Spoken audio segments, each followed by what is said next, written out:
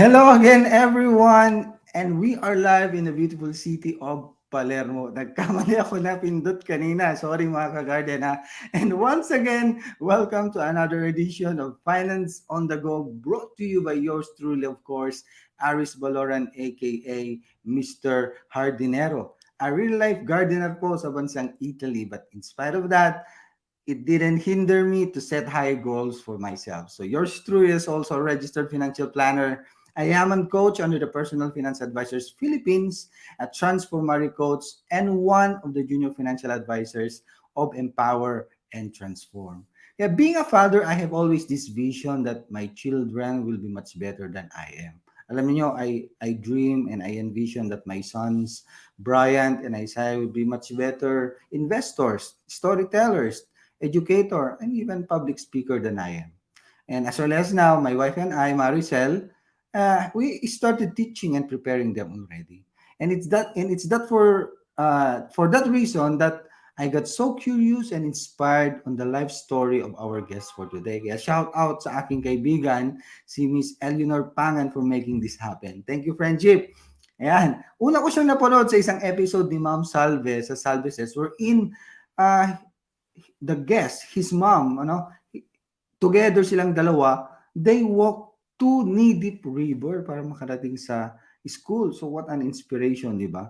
Beginning, nagsimula noon, I started following already.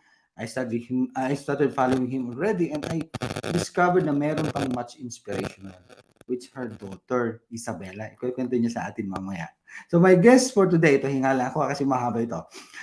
My guest for today has a PhD in Strategy and International Business from King's College in London, Master in Business Administration from Manchester Business School, Masters in Management from the University of the Philippines, one of the Ilustrados 300 most influential Filipinos in the Gulf in 2020.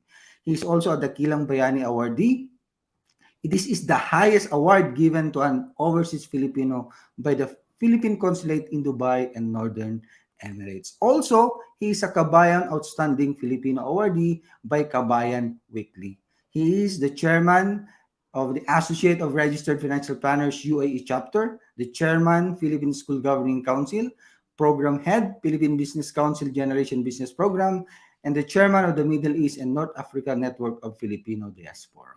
He is a coach, a mentor, speaker in the Philippine Business Council Fellowship Program. He is also a certified management accountant, certified international credit professional, certified public accountant, a registered financial planner, and been featured in Business Mirror, Philippine Daily Inquirer, Manila Star, Philippine Star, and Orange Magazine, and been featured also in GMA News, The Guardian, and The Rappler. Kulang na lang aktor eh.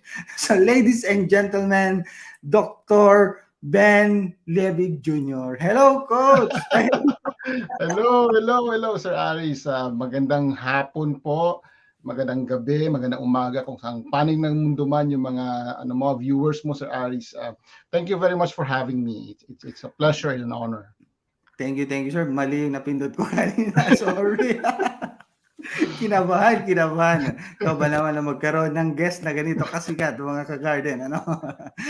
Sir, thank you so much pala, ano? So, hindi na natin patatagalin. Medyo kinakabahan pa rin ako. Ayan. I would like to know you.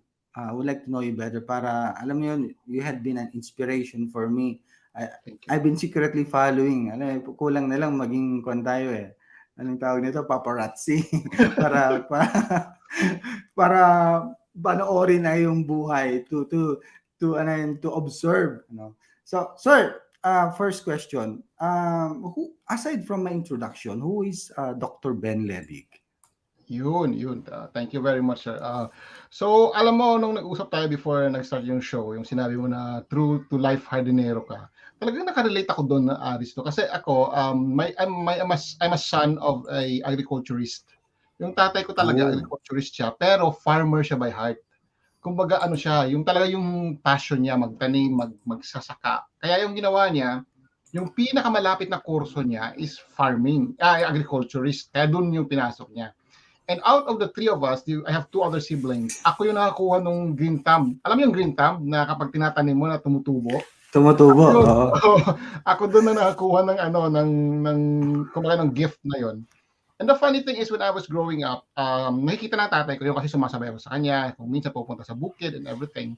Tapos sinasabi niya, "Wag mag-agriculturist ka na lang kaya kasi ano, kasi nakikita ko pag nagtatanim ka lang ng mga halimbawa dati parang mga mais, mga gano'n, tumutubo yung mga kalabasa, ganyan. At Mhm. least pinababayaan ko pero tumutubo agad." Sabi niya, "Mag-agriculturist ka lang kaya?" Pero at that time, sabi ko, "Ayokong mainit kasi mainit mainit farmer ka." Sabi ko, gusto ko nasa ano, nasa opisina. Kaya later on when I realized na ano, nagkaroon tayo ng business on farming, sinabi ko sa tatay ko na, ayan, nag-dragon fruit farm kami and everything. Dragon Tumawa fruit. siya. O, tumawa siya. Sabi niya, ayan, ayaw mo pa later. Farming din pala yung punta mo, di ba? So, yeah, I'm so happy that, I have this gift of really being a hardinero din, quote and quote, di ba? Kasi passion ko din talaga. Kahit dito sa bahay namin, madami kong tanim. Kasi gusto ko talaga yung mga bulaklak. Kahit na ano, basta matubo. Plantito ka rin. Plantito, exactly, plantito. But that's who Ayan. I am, no? I am the youngest son of a elementary school teacher and an agriculturist or a farmer by heart. Tapos if aside from yung ano I'm flattered dun mo sinasabi nila and all of that, yung mga colleagues natin and all of that. But aside from that, Aris, I'm a family man. I'm a dad, I'm a husband, I'm a community servant. So meron tayong mga advocacy because nakita natin na pwede pala nating gamitin yung mga gifts na binigay ni Lord sa atin to help other Yes. people. So being a parent, and I know you can relate to this, your primary responsibility as the head of the family is to your family, no? So they are the most Mhm. important thing to me, second to God. So yun. I mean, knowing me personally, that's probably who I will tell people of who I am. I'm a family man, and I serve and use the gifts that God has given to me to serve others. So siguro yun yung gusto kong makita nila far and above all of those, titles and everything. I think dun talaga ako dun. Yeah. So could I probably say that your father is one of the greatest influence, Yes, sir? yes. One of the greatest influence in my life is also my dad. Kasi nga, na-mention ko to during the interview with Ma'am Salve. Nung malit Mm. ako, siguro yung tatay ko nagturo sa akin na without him knowing this, parang tinuturuan niya na ako on the value of money.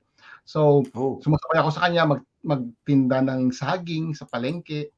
Alam mo yon yung para makakuha ko ng allowance ko. So at a very early age, I learned to sell, ripe bananas sa public market namin back in Iloilo at that time. Iloilo.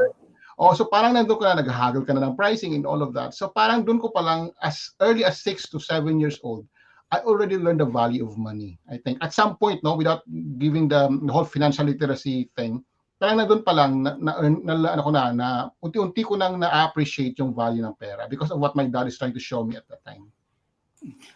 Honestly speaking, sir, even me, my father, hindi ko na ma-accept before eh. My Mm. father is also like your dad. He's also a farmer. My Mm. mom loves gardening. And then aside from that, madiskarte ang aking tatay. I remember when I was at high school, we own a school canteen. Tapos Mm. nagjajang siya pa para maikon lang kami. Correct. Maiahos Itaguyod. sa buhay. Yeah. Iba talaga mga daddy, ano? Hindi lang mami Yes. ang nare-recognize eh. Even mga dad, you don't know kasi yung aming iniisip. Kasi sa dami ng iniisip namin, parang nabibigyan ng focus yung mga tatay. Pero, ay, mga nanay. Pero alam niyo, yung mga tatay talagang iba. Kung minsan napapagalon ako, what are you thinking? Sabi ni Mrs. I am thinking like this and like that. Sabi ko, huwag kasi masyado.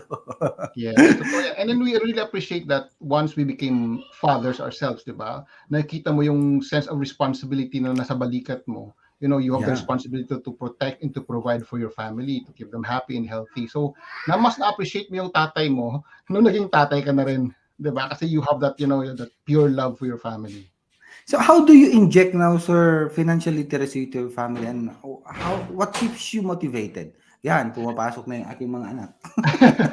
So, alam mo, kami kasi ng wife ko, kumbaga, we are classmates back in the university sa UP. So, talagang before dating and everything, we are already friends back in the university. Second year college pa lang, makakilala na kami, magkaibigan na kami and all of that. So, since then, until we started dating and we got married, ang magkapareho yung wavelength namin. So we understand each other. So yung mga values namin, yung mga priorities namin is magka-align somehow. So because of that, so mas mabilis kaming kapag nagpaplano about our family and all of that, mas smooth siya kasi nga mag-align kami. Now, because of that, na mabilis yung ano namin, yung alignment namin ng wife ko, yung ano namin, yung mga plans namin about financial literacy, about ang plans namin about saving and actively controlling our personal finance, nagiging mas madali, nagiging mas mabilis kasi nga ano siya, magkadugo kami, Mhm. magka wavelength kaming dalawa. And so that keeps us motivated. And when Isabella came into the picture, mas Yeah. hindi kami nahirapan, right? Kasi kami mismo mag-asawa, magkatugma kami in terms of our goals and objectives for our family, for our future financially, and for her. So kasi I don't know if you have experienced this or napansin mo to sa ibang mga overseas Filipinos, kapag yung mag-asawa, iba yung wavelength nila, nahihirapan, hindi nagtutugma. Halimbawa, si Mrs., sabi natin, or si Mr., para wag tayong sexist, no? Si Mr., halimbawa, mahilig mag-shopping, example. Si Mrs. mahilig magtipid.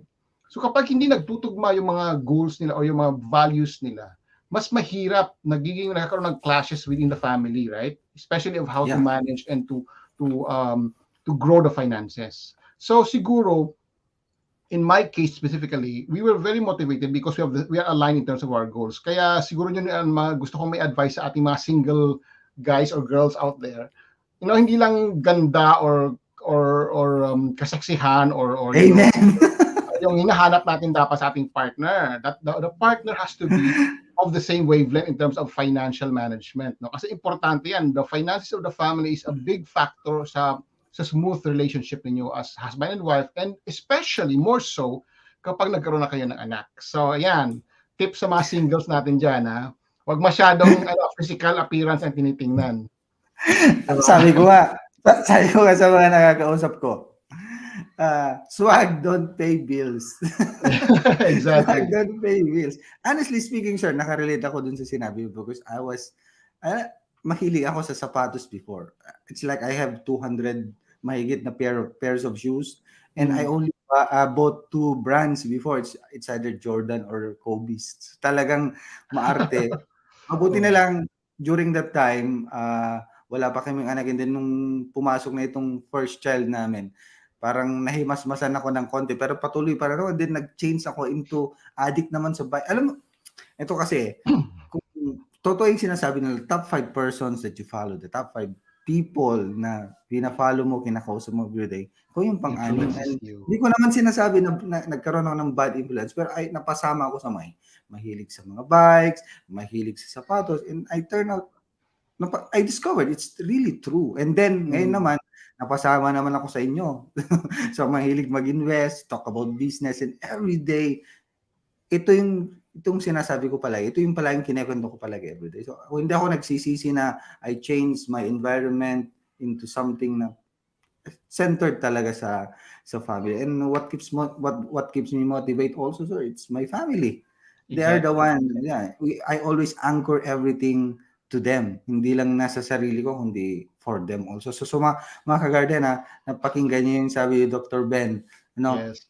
dapat yung wavelength ninyo, dapat nasa isang page kayo ng iyong misis o yung iyong Correct. partner, Correct. yung boyfriend ngayon. At kapag namili ka, make sure na yung pipiliin ay yung magkaparehas kayo ng value system. Kasi Yes. magkakaroon ng clash.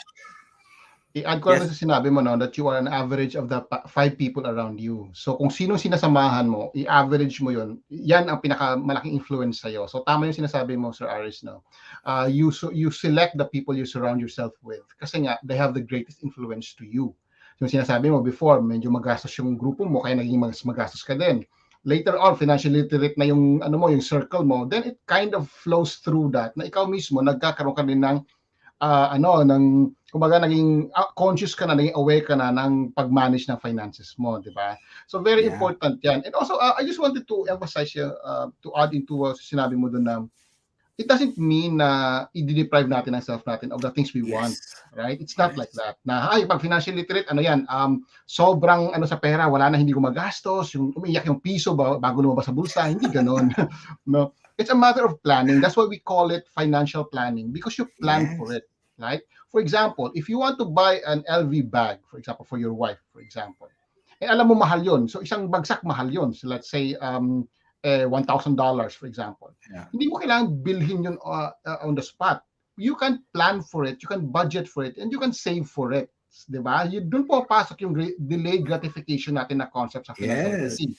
Right? Halimbawa, kung gusto mong bumili ng LV bag sa December, January pa lang mag-start ka nang mag-build, mag-fund for that particular purpose. So, $100 a month. For example, no? So by December, meron ka na more than or less enough funds to buy what you want. So ano nangyari kapag gano'n? Hindi nasira yung budget mo, right? Kasi hindi nag-disrupt malaking gastos. At the same time, you don't feel deprived because nabili mo rin naman yung gusto mo. Pero planado nga lang. Nag-antay ka lang, ano? Exactly. Ito, makento ko lang. Gratification. Makento ko lang, sir, no? At sa mga ka-garden namin, usually we plan this like that. We buy this bag. Pinag-uusapan namin doon ni Mrs. And I'm so proud of her. Pagdating na nung time na bibilhin namin, sasabihin niya, wag na, masyado mahal. I-save na lang natin, gano'n. Yeah. Kaya we end up saving more because we plan for it, and then kung minsan, yung nga, kurot, wag dukot. No? Yes. Wag dakot pala, kurot lang, wag dakot. So, what about any failures or any setbacks na nagkaroon ka ng, sabi nga na lang natin, that you learn a lot and that paddles you to where you are right now? You know, Arish, I'm not very young anymore, no. So ang dami ko na ring napagdaan ng experiences sa buhay. And also, as I mentioned to you, yung background ko, I was not born rich. So nandun ako lang sa family na kumbaga sakto lang, you know. I'm a child of a elementary school teacher, tsaka agriculturist, parang government employee. So kumbaga, kung ano yung in-earn ng family ko, enough lang para sa amin, yung parang ganon. So wala rin yung luxury of buying stuff that we really want, but just, you know, the basic needs that we want. So, siguro, masasabi ko, sa dami na pinagdaanan ko, what I can think of, Raya, is siguro yung nag-mark sa akin talaga is nung dumating ako nang nag-apply ako for abroad. When I applied for Dubai, you know, nang dumating ka kasi pag abroad ka na, and I'm sure you can relate to this. Iba nag-iba agad yung yung environment mo, nag-iba lahat ng surroundings mo and everything. So, napagdaanan ko yan, you know, first year when I arrived here in Dubai, nilagay kami sa isang partition. Alam mo yung partition? I don't know kung alam mo yun. Dito sa Dubai, halimbawa, sa isang kwarto. Yung kwarto na yun, kasi pag isang kwarto yung rent mo, sobrang mahal. So, ang ginagawa, dinidivide yung kwarto na yun, nilalagyan siya ng parang plywood. Dinidivide siya. Tapos, doon sa kabila, isang family. Doon sa kabila, nandun kayo. Yung family mo. I could relate. Nang dumating ako dito, ganun yung binigyan sa amin. Meron akong cousin, but because we're trying to save, kasi wala ka pang trabaho, pumunta ako dito on visit visa, maghanap ng work. So, nung dumating kami, nilagay kami dun sa sa partition na yon.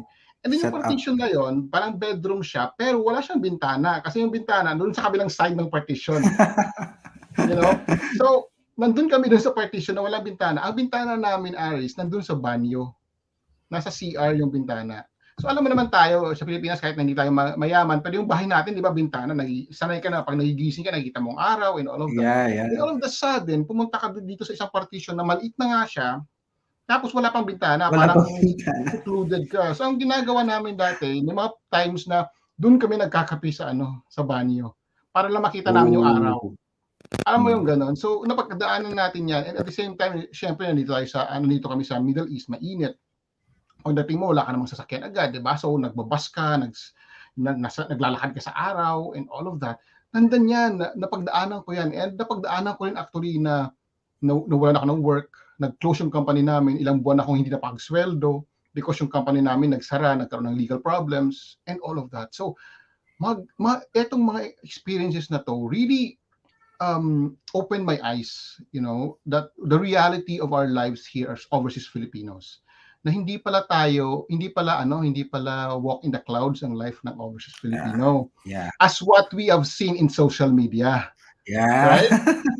Yes. Kasi, sa social media, nakikita mo, kumakain sa magarang restaurant, pupunta dito, may bagong sapatos, may bagong cellphone, and all of that. The reality is, I'm telling everyone listening right now, that's not the reality. That's the filtered form of social media. Pinapakita sa inyo kung ano yung gusto nilang ipakita sa inyo. But that's not really the reality of what's happening abroad, most of the people abroad. Kasi, maraming mga challenges, maraming mga problems, maraming mga pagsubok yung mga overseas Filipinos natin abroad. And I myself can testify that because napagdaanan ko yan nung time na nagsisimula ako dito from abroad. So isa Yeah. siguro yan, siguro sa mga something that really shaped me into where I am right now kasi ang daming learnings, especially dun sa mga first couple of years when I was here, I was new in Dubai. Yeah. If I could share it also, mga ka-garden, ano, I have this experience kagaya ni Dr. Ben that pagdating ko dito sa Italy, it's siguro mga 3 weeks right after pagdating ko dito, may trabaho ka. I have a work already. So, ma-shout out kay Ale Troja. Troja ang last name ng employer ko. So, I was about to eat my lunch. I remember it's packed lunch adobo. I'm about to eat, sir. And then, all of a sudden, kasi yung bahay nila maliit lang, alangan naman nakakain ako dun sa table nila. Siyempre, they are my employers. Hindi naman ako Correct. pwedeng kakain doon. I am looking for a place, wala. So I went and eat in the bathroom. Hindi, yung nilinisan kong CR, doon ako kumain. At mabilis na kain. While I was eating, I can't help my tears to fall. Nawa ka I sa sarili really mo. cried. Naawa ko sa sarili. Sabi ko sa sarili, what I get myself into, you know. But that one, every time that I remember it, I always say to myself, you should be thankful because naranasan mo yun. Now you know how to value your money. You know now how to value yung pagod ng asawa mo before, and you know Yes. now to value yung tinatawag natin na work, because work in the place where you are right now is not easy, but it's a blessing. Yun ang palagi ko sinasabi. And Correct. that paddles me now to the mindset that I have that if there's a work, I work. Whatever work na meron sa akin dito, for as long as I could provide for my family, I will grab it. Kagabi nga, I was chatting with our dishwasher. Pangalan niya Ubay, he's an African from Gambia. Sir, ang sabi niya sa akin, I am a father of two. Yung money ko, sinesend ko lahat. Magkano natitira? Sabi ko sa kanya, kung minsan wala. Sabi ko sa kanya, you set aside also for yourself kasi you'll never know what will happen. Yeah. Magkano yung sweldo mo? Ganito. Sabi niya, so let's make a plan. So habang naglilinis kami, let's ganito ang gawin mo. Mag-save ka ng €300 monthly, yan. Continuous lang. Mag-send ka lang sa family mo. Basta ang importante yung matitira. And then, sabi niya sa akin, okay, I will do it. So what I saw in him is, he's happy. He told me that we are blessed to have work here, even though it's hard. Because Yes. sabi niya, he works at the government doon sa Gambia. But of course, para katulad din natin, we search for greener pasture, no sir. So, ang mindset niya is, I work and I am blessed and I will take care of my work, because if I will not take care of my work, I will not be able to take care also with of my family. So I was so inspired by that. So parang ganon din so yung Very kanya very ko. true, very true kasi nga I mean, it's looking back, talagang papasalamat ka na rin na pagdaanan mo yung mga bagay na yun. Kasi kung siguro pagdating mo dito, halimbawa ako na speaking for myself, kung pagdating ko dito na lahat-lahat is so smooth, lahat-lahat is okay na and everything, siguro hindi rin magiging ganito yung mindset ko now. At the same time, hindi rin ako magiging encouraged to teach others, other overseas Filipinos, na kung paano magtipid or paano maging financially literate or how to plan their finances, because natuturo ko yun sa kanila because napagdaanan ko. Right? So, Yeah. It's more of a perspective that what you experienced, you use that experience, however bad it was, to actually teach others para hindi na nila pagdaanan yung mga bagay na yan. So, share ko lang, no, Aris. So, part of the advocacy we have here of the Association of the RFPs here in the UAE is to actually assist our kababayans na kararating lang from the Philippines. Ito yung activity namin before pandemic to. Nag-tie up kami sa labor office natin. So what we do is the labor office, they have like a monthly post-arrival orientation seminar sa mga kababayan natin na kararating lang galing Pilipinas. So in-orient sila ng ating Polo OWA dito sa Dubai. And what the RFP UAE has done is, we partner with them, and then part na orientation program nila is to teach about financial literacy and about basic of entrepreneurship.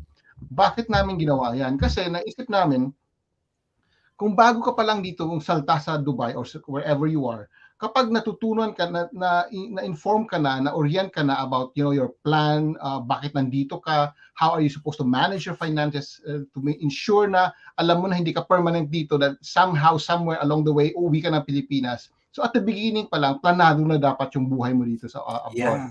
Right? Yeah. Kasi alam mo na 2 years, 5 years down the line, uwi ka sa Pilipinas because our life as overseas Filipinos are temporary. We have to go back home at some point. So kapag na-instill natin yun sa mga kababayan natin, early on, hindi na sila yung parang, ay, nakatanggap ako ng malaking sweldo, mag-shopping muna ako, maganito muna ako, no? Pero kapag meron na silang ganyang idea, yung naka-instill sa mind nila, then they start planning early on kung ano yung exit strategy nila going back to the Philippines, what we call reintegration nila back into the Philippines. So yan ang naging isa rin sa mga driving force ko because pinagdaanan ko na, ay, nawawala ka pala ng trabaho, ay, nadidelay pala yung sweldo mo, ay, kung minsan nag-close pala yung company mo, what will you do if those things happen? Right? So, tinuturo natin yun sa mga kababayan natin. Wow. Ang ganda nun. Ang ganda nun, mga ka-garden. Honestly speaking, dito sa Italy, I do not know. I think I'm the first That's very good. You're doing something great, Aris, actually, to be honest with you. That's very good kasi kailangan natin na mga ganyan.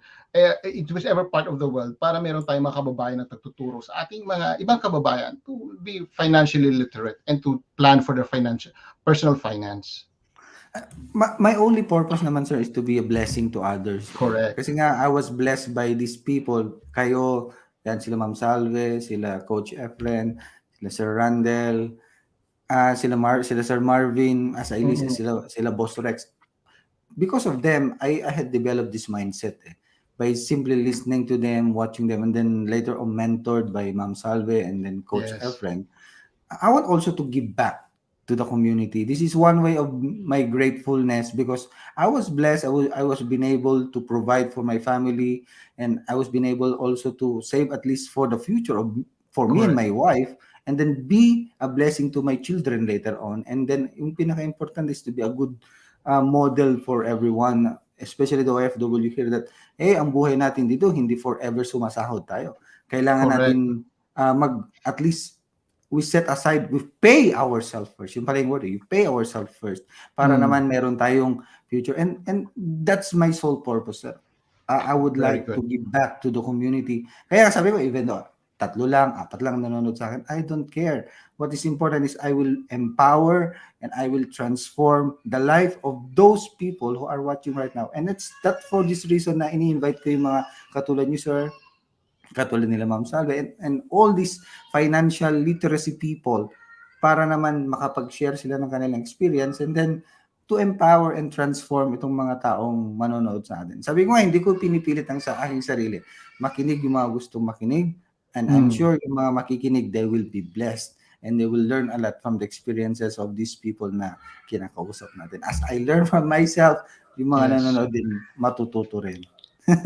Now, sir, let's go with Isabella because I am so curious. And meron na siyang book, sir, right? Alex Hades, I think is it. Yes. So a little bit of background, Aris, no. So Isabella is our only daughter. She's 12 years old now.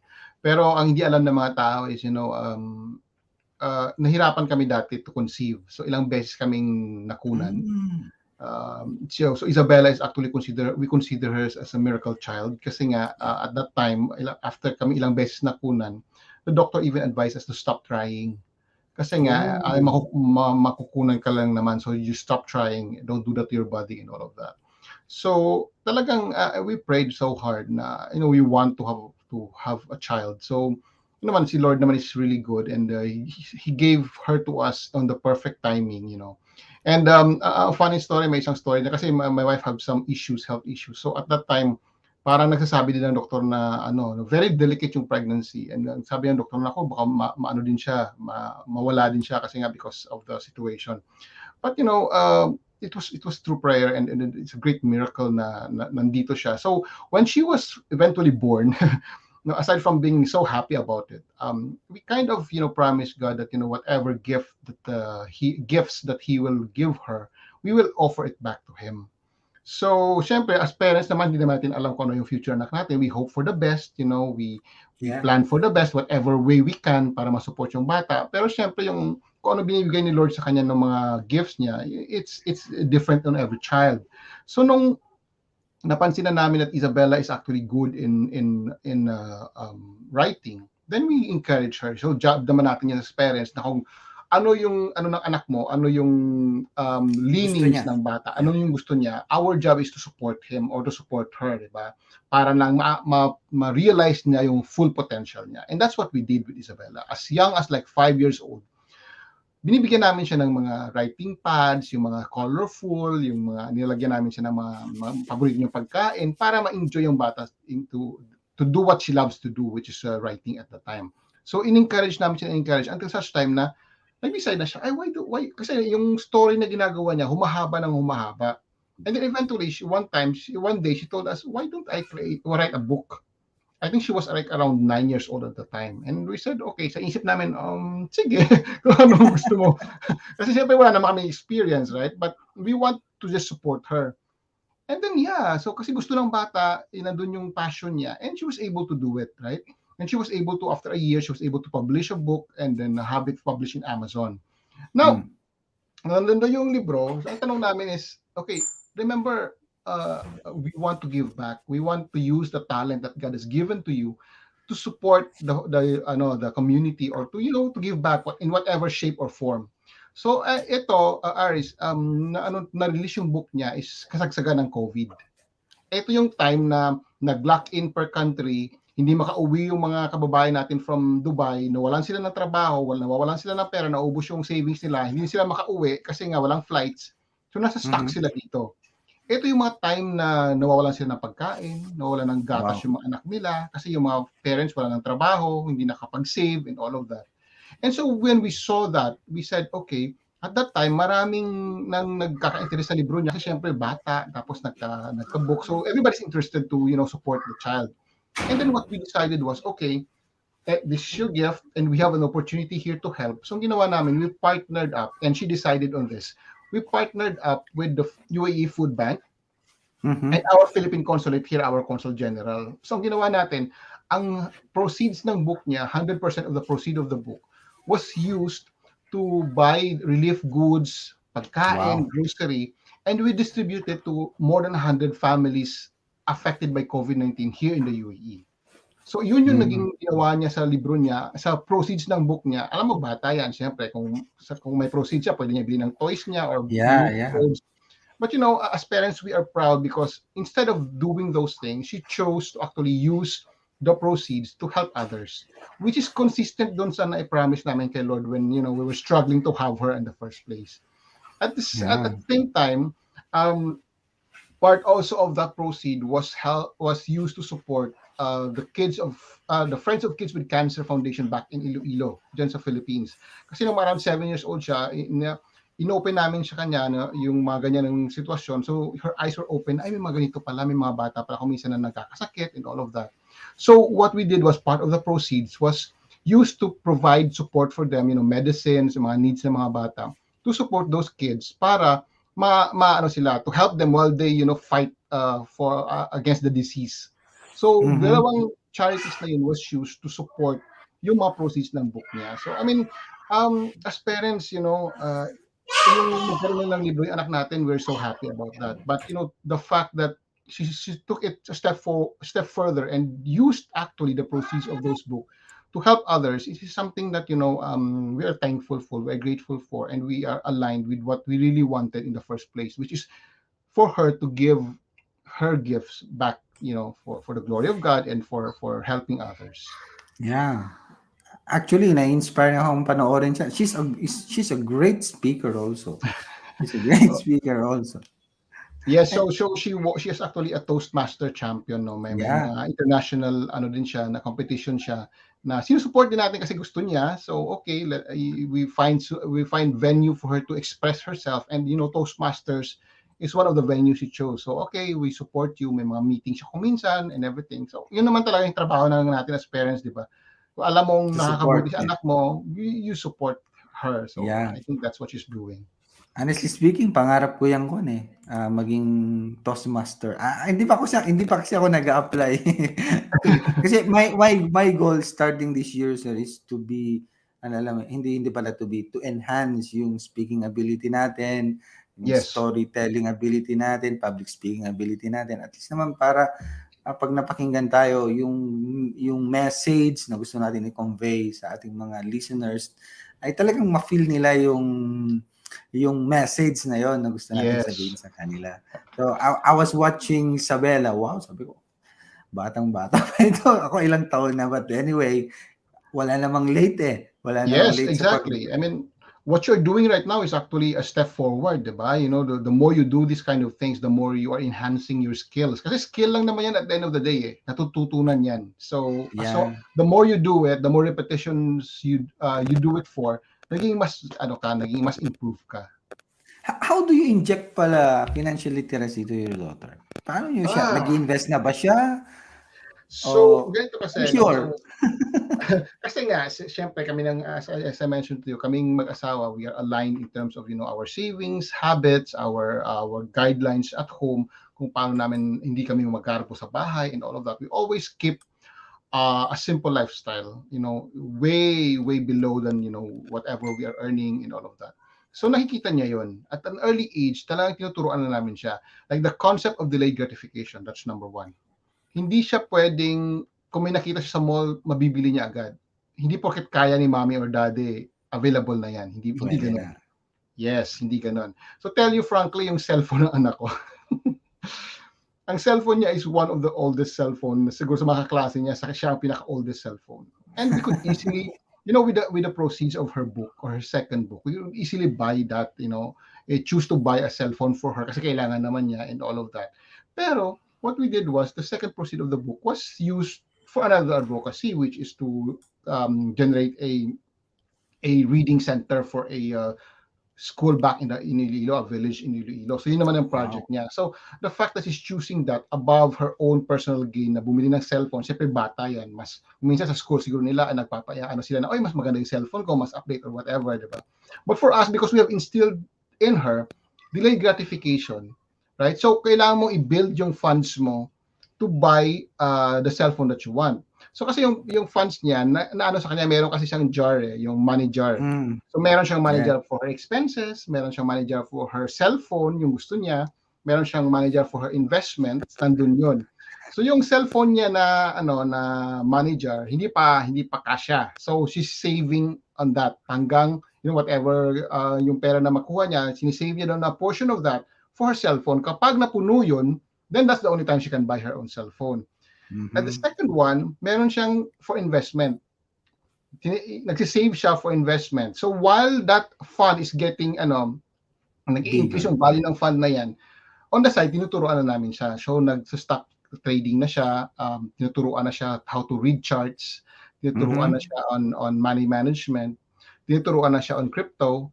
So yung mga ganun, kasi she's old enough she's 12 years old na, hindi na siya ganun kabata talaga. So she's already exposed to this kind of things that what we are doing, me and her mom are doing, because my wife is a trader. So nakikita na niya yon.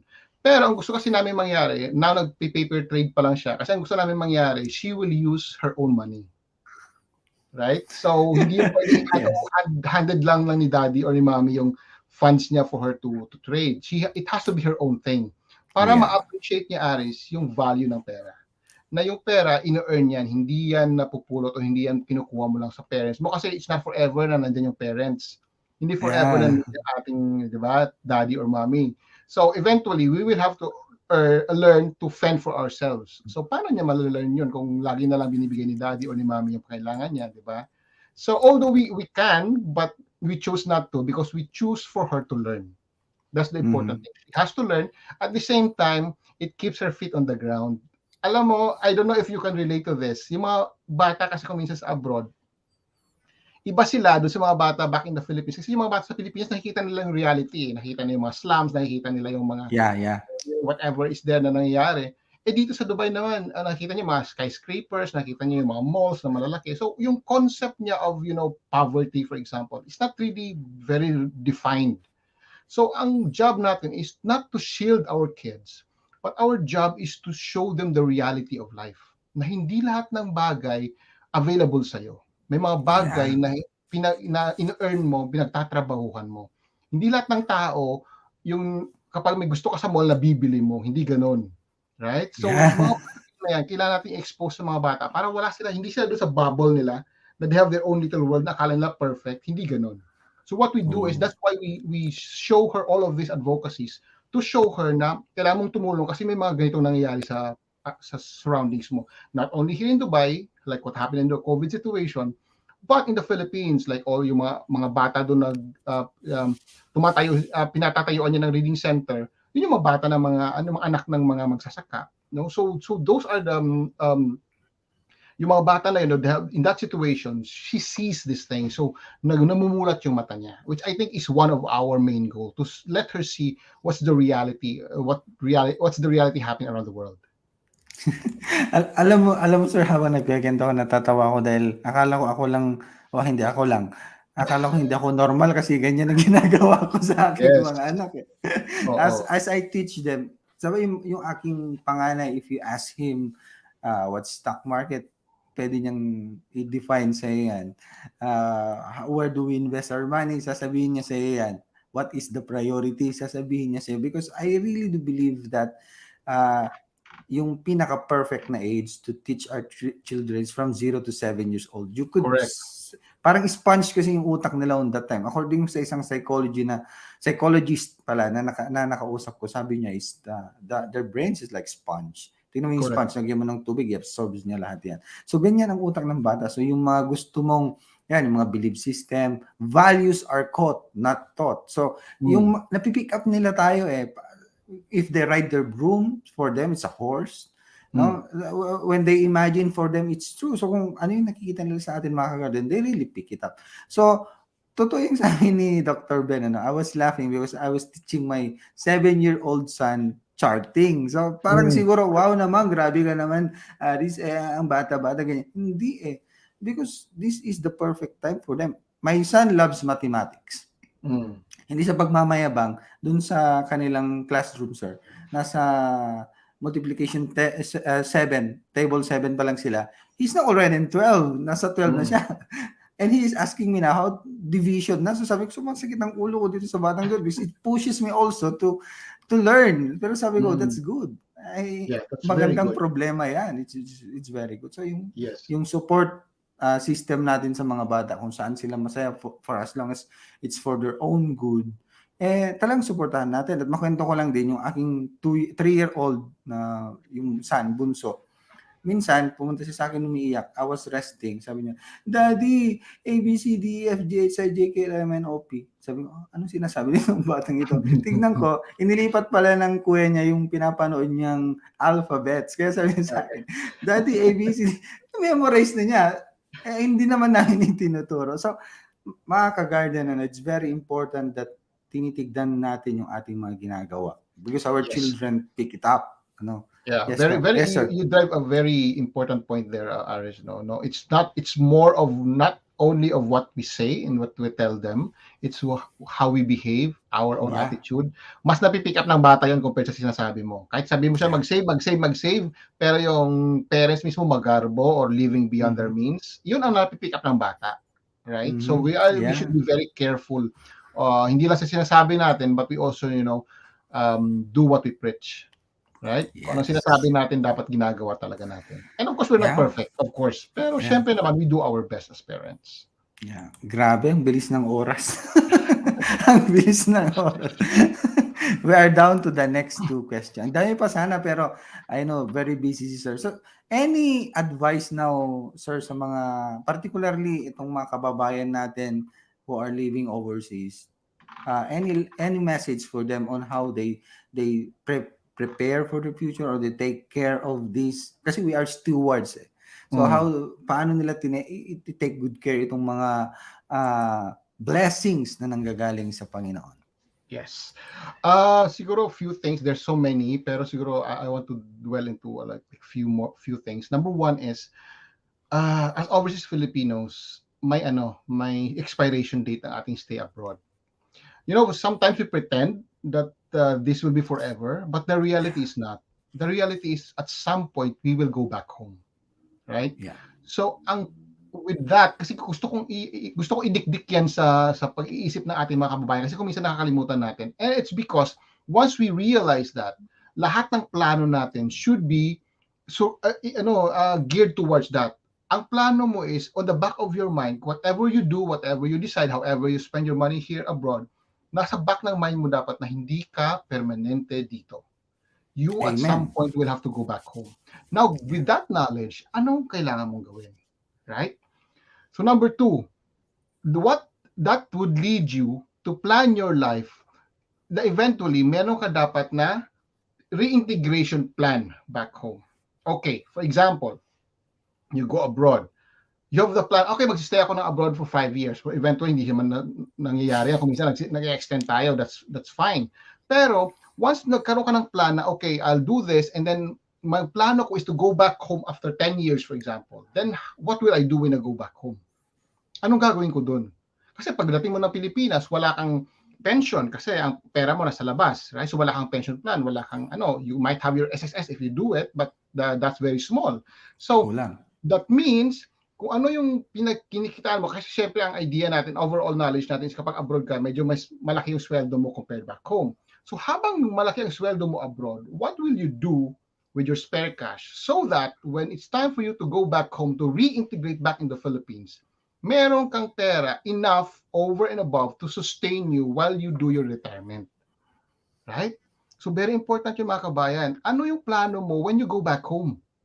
So if you have that plan, okay, kailangan pakasustain sa akin back home is I need to have, for example, a business there. I need to establish a business there, or I need to have passive income there. For example, kailangan ko may condo o kailangan ko may lupa na babalikan ko doon.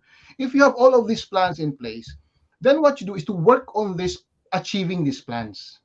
Right? So ang spending behavior mo while you are abroad will change because you know that you cannot spend everything that you earn abroad because you know that you need to reintegrate back in the Philippines. So kailangan mo, portion of what you earn here will have to be spent to invest back home in the Philippines. Yeah. So inaalay ko yung pag-iisip ng mga kababayan natin para once na-realize nila dyan, magkiklik yan, yes, tama, no, di ba? Kailangan ko palang bumalik sa Pilipinas. So from now on, until the day I go back to the Philippines, dapat na-achieve ko to. Meron akong nabiling lupa, meron akong negosyo, or meron akong condos, or whatever that is. That's up to you, depende sa risk profile mo. But the most important thing, the bottom line is, once you go back home, ano ang dadatnan mo sa Pilipinas? Yes. Ano ang dadatnan mo when you're ready to retire? Remember, hindi forever yung yung abroad mo, babalik at babalik sa Pilipinas. What will you do when you go back home? Number 3, be careful and don't get trapped with this filtered life of the social media that a lot of people seems to be hyped nowadays. Mga kababayan, back in the Philippines and even abroad, wag po tayong matrap doon sa idea na ay grabe ang gara ng buhay, high-end ng buhay ni paring Ares, grabe na sa abroad na siya, ganito, laging nasa vacation, laging nasa mamahaling restaurant, laging bagong ganyan. Guys, that's not the reality. Sa buong taon niya, isang week lang siya nagbakasyon. Hindi yun buhay niya na araw-araw nagbabakasyon siya. 1 week lang yun. The rest of the months, 11 months of the year, nagtatrabaho siya. Right? So, I don't want people to be trapped into this idea na because we are overseas Filipinos, ang dami ng pera abroad. Mm-hmm. Amen. Right? Yes. Ang pera na yun, pinaghihirapan yan, nagtatrabaho yan, pinagtatrabahuhan yan. And then, hindi yan ginagastos lahat-lahat. Iniipon yan. So, don't get trapped into this filtered life na kung minsan, hard to say, Aris, kagagawan din natin.